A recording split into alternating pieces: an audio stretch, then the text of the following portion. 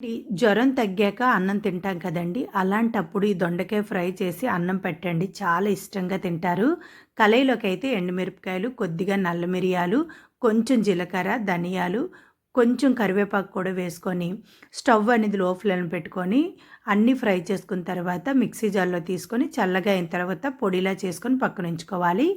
అదే కళాయిలోకైతే ఆయిల్ వేసుకొని పోపు దినుసులు, దంచుకున్న వెల్లుల్లి, కట్ చేసుకున్న ఎండుమిరపకాయలు, పచ్చిమిరపకాయలు కూడా వేసుకొని కొంచెం కరివేపాకు వేసుకొని తాలింపు అనేది ఫ్రై చేసుకోవాలి.